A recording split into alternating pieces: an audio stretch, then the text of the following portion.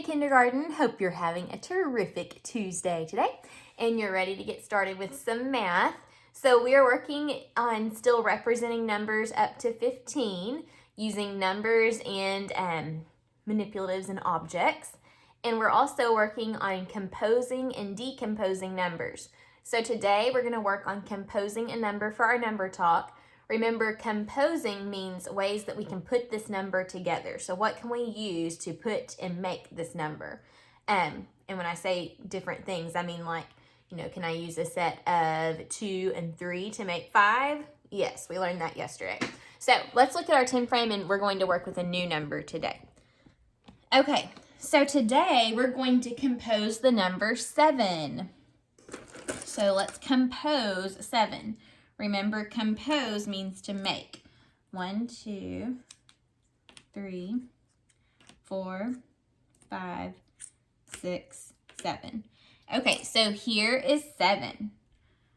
Looking at the 10 frame, what are some different ways that I can compose 7? I can compose 7 by, I can see right here, a whole row of 5 is filled up, so I could do 5 and how many more? We've got 5 and 1, 2. So 5 and 2 together can make 7. What is something else that you see? I see I could split, if I was looking at the 10 frame like this and splitting it in half, I could do 1, 2, 3, 4 and 1, 2, 3. So 4 and 3 can compose 7. What else? Let's see, I could split right here. 2, so I could do 2 and 2 and 3. So 2 and 2 and 3 make 7. What other ways do you see that you can make 7? I could just say 1 and 1 and 1 and 1 and 1 and 1. All of these different ones together, put together, make 7. So these are all different ways to compose 7. Remember, when you compose a number, you put together different numbers to create the number that you're working with. In this case, it was 7. So there are tons of different ways that we can compose 7. One more way that I see, I could do 2 and 2 and 2 and 1, and that makes 7. So 2 and 2 and 2 and 1 more. 7 can also be composed. It doesn't have to look like this on the 10 frame. It could be, we have some here and like this. This shows a group of 6 and 1, or 1 and 6. We could do it like this. 3 and 4. You could do it like that. 3 and 3 and 1.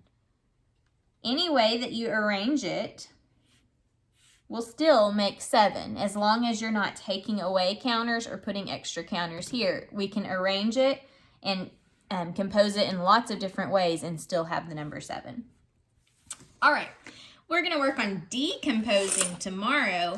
For now, let's look at our word problem for the day. And we're going to use the apps check strategy with this word problem. Okay. Okay, so our first step is to analyze the problem. So when we analyze the problem, we read the problem and we look for and think about important information. So let's read the problem together. I saw 2 turkeys in the field. My friend saw 1 turkey in the field. How many turkeys did we see in all? Okay, so first we're going to look for the question. Remember, a question is something that you are being asked, and a question ends with what kind of punctuation mark? Does it end with a period or a question mark? A question ends with a question mark. So let's look for the question mark. Do you see it? Here's the question mark. So that means this sentence is the question. And the sentence begins with a capital letter. There's the capital letter. So here's the question that the word problem is asking us. How many turkeys did we see in all? Now, let's read back through the problem, and at each sentence, we're going to think about what is important in this sentence. I saw 2 turkeys in the field.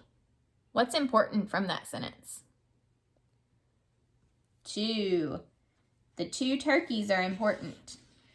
Okay, let's read the next sentence. My friend saw 1 turkey in the field. What's important in that sentence? 1 turkey. How many turkeys did we see in all? Okay, so we know that I saw 2 and my friend saw 1. We need to know how many there are altogether. So we've analyzed the problem and we understand it a little bit better now. Now we're going to plan and decide, do we need to add or subtract? Okay, so let's think about what's going on in this problem. I see 2 turkeys and my friend sees 1. We want to know how many turkeys in all. So are we going to have to add the turkeys together or take some away to figure out how many there are in all? We're going to need to add them together. In all is usually a big key that we're going to have to add when we listen to the words in all. Most of the time it means to add. So we're going to add 2 plus 1 to figure out how many turkeys there are in all. If we have a little part whole mat here, we don't know what the whole is, but we know that the parts are 2 and 1. So we're trying to figure out the whole, or how many turkeys in all. So now let's solve. I'm going to solve using my counters today. Okay, so I saw 2 turkeys. Here are my 2 turkeys. My friend saw 1 turkey. There's the 1 that my friend saw. How many turkeys did we see in all? So to add, we just need to put them together and count how many there are all together. So let's count. 1, 2, 3. So 2 plus 1 equals 3. And we can check our work over here by using a different strategy. So for this strategy, I'm going to draw a picture. So here are my 2 turkeys. And my friend saw 1. How many in all? Let's count. 1, 2, 3. So 2 plus 1 is 3. I've checked it 2 different ways and got the same answer. So I know that this answer is correct. And I can answer the question now that we're being asked. How many turkeys did we see in all? 3 turkeys. All right, let's move on to our lesson for today. Let me clear off our board.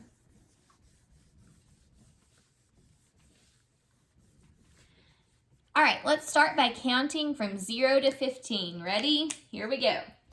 0, 1, 2, 3, 4, 5, 6, 7, 8, 9, 10, 11, 12, 13, 14, 15. Okay, so we made it all the way to 15. Today, as we build numbers, I'm going to be using linking cubes. You can use something different at your house. You could use, if you had counters or Legos or cereal, anything that you have at least 15 of, you can use for this activity. Okay, let's start by building the number 14. So press pause and build the number 14. Okay, I'm going to build 14. Here we go. 1, 2, 3, 4, 5, 6, 7, 8, 9, 10, 11, 12, 13, 14. Okay, here's 14. How'd you do on your 14? Did you build 14 correctly? Good job. All right, so with 14, there are several different ways I can represent 14. I could build it with objects like this. I could write out the words 14. This is another way to show 14 using words. I could do 14 tally marks. What am I doing? Don't count by tens, ones. 1, 2, 3, 4, 5, closes the gate. 6, 7, 8, 9, 10, 11, 12, 13, 14. So 14 is 2 groups of 5 and 4 ones. With 14, I could put 10 together and click them together with my cube. So let me find 10. 1, 2, 3, 4, 5, 6, 7, 8, 9, 10. So I could put 10 together to make a group of 10, and then I have how many ones?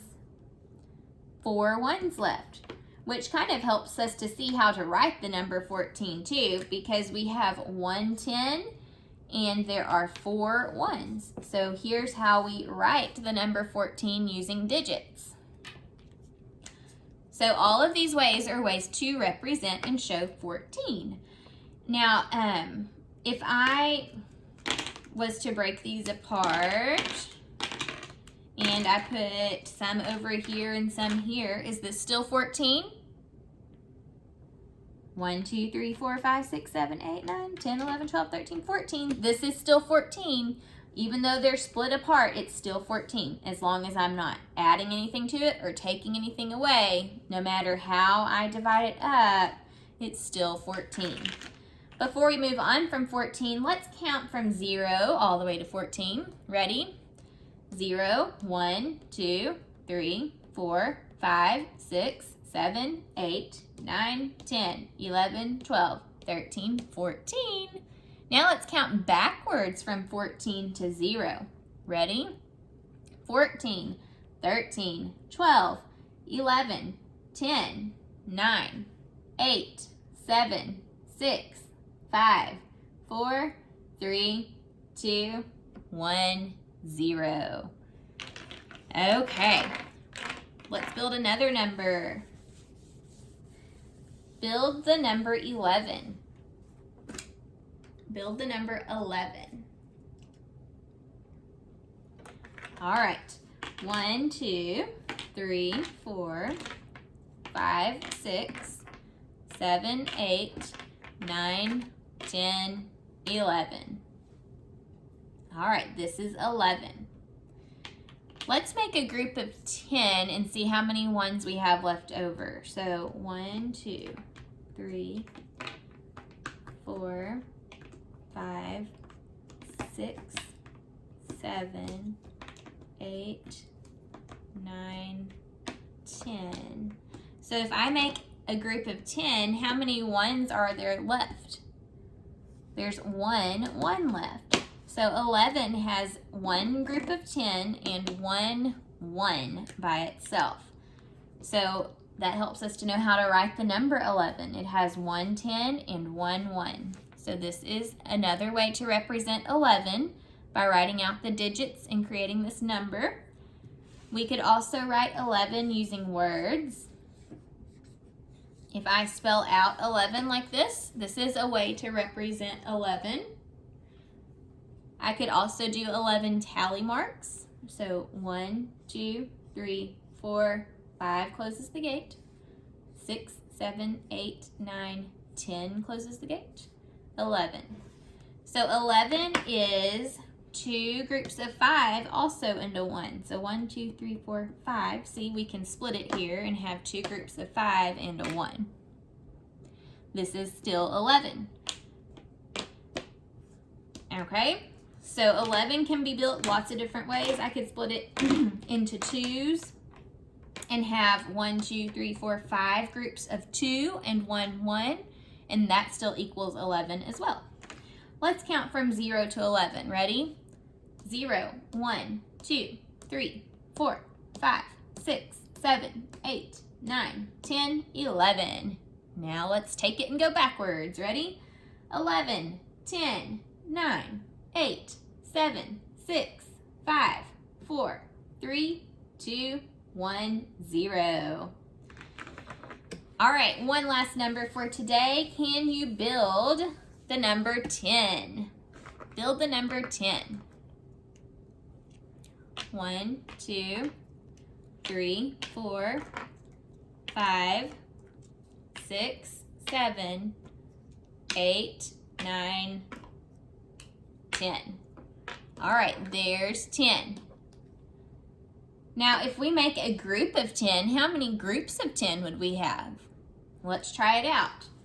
1, 2, 3, 4, 5, 6, 7, 8, 9, 10. How many groups of 10 did I make? I just made one group of 10. When we write the number 10, we have 1 10 and 0 ones, just like we showed here. There's one group of 10 and there aren't any ones, so 1 and 0 makes 10. Okay, I could also write 10 by spelling it out. How do you spell 10? T, T, E, T, N, N. T-E-N spells 10. I can do tally marks. 1, 2, 3, 4, 5, 6, 7, 8, 9, 10. 10 is 2 groups of 5 when you make tally marks, just like this. 1, 2, 3, 4, 5. 1, 2, 3, 4, 5. See? 2 groups of 5 makes 10. Put them together and you have one group of 10. Let's count to 10 really fast from 0. Ready? 0, 1, 2, 3, 4, 5, 6, 7, 8, 9, 10. Now let's count backwards. Ready? 10, 9, 8, 7, 6, 5, 4, 3, 2, 1, 0. All right, guys.